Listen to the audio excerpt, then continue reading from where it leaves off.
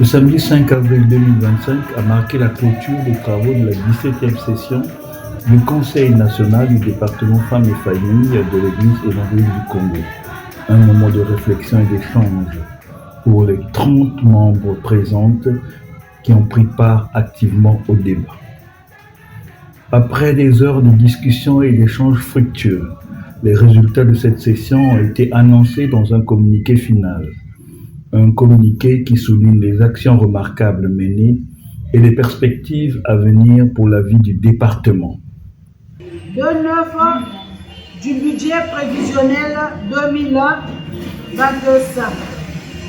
Après les débats sur l'augmentation du budget due aux nouvelles activités qui consolident la nouvelle vision du département Femmes et Familles, le Conseil a adopté ce document qui intègre les lignes budgétaires supplémentaires relatives à l'organisation du festival et de la croisade avec Amoundou. 2.10 des divers.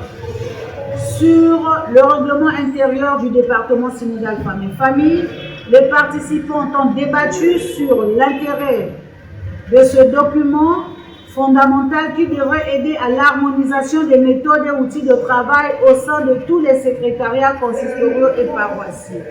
En effet, le projet du dit règlement intérieur proposé avec promesse de financement par les Norvégiens avait fait l'objet d'un rejet par le Conseil synodal. B. Sur l'implication des hommes dans les activités femmes et familles. À ce sujet, les participants ont débattu sur la possibilité d'accorder une représentativité des hommes dans les activités du département Femmes et Familles en s'appuyant sur le principe de la masculinité positive. La secrétaire générale du département Femmes et Familles, la pasteure Stélie Purit Congo Loco, a pris la parole pour mettre en lumière les actions les plus remarquables des structures. Sur ce, le secrétariat a regardé, après relecture du travail des unes des autres, le secrétariat a jugé bon de symboliser notre parole d'encouragement à l'endroit de celles qui se sont fait distinguer par leur travail. Et par là, nous avons quelques consistoires. Vous savez que pour nous, certainement, ce n'est pas ce qu'on va mettre, qu'on va donner comme parole symbolisée, mais pour nous, c'est l'expression de ce que nous voulons donner. Donc, au-delà de son contenu, mais vraiment, ou de sa forme, mais nous, c'est l'expression que cela peut dégager.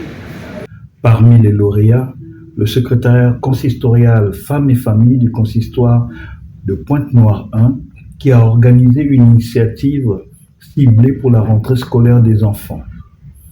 Cette initiative a été suivie de près par le secrétariat du consistoire de Mpouya, qui s'est également distingué par sa forte mobilisation et son impact local. D'autres structures telles que celle de Madouman, Kaï et du champ d'évangélisation de Djiré Kintélé ont été saluées pour leurs actions remarquables.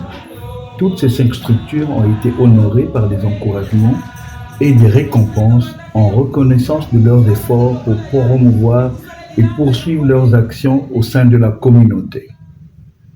La session s'est poursuivie par une rencontre avec le président de l'Église évangélique du Congo, le révérend Guy Loko Ndenga, au siège de la présidence. Accompagné du vice-président, le révérend Francis Lebel Bayenda Mwanda, et de la pasteure Pélagie Makola, membre du bureau synodal, le président a échangé avec les conseillères sur diverses doléances. Un échange direct et sans détour où le président de l'Église a rassuré les conseillères sur la prise en charge de leurs préoccupations. Dans une ambiance empreinte de compréhension mutuelle, les mamans conseillères ont quitté la présidence, renforcées et confiantes pour la suite.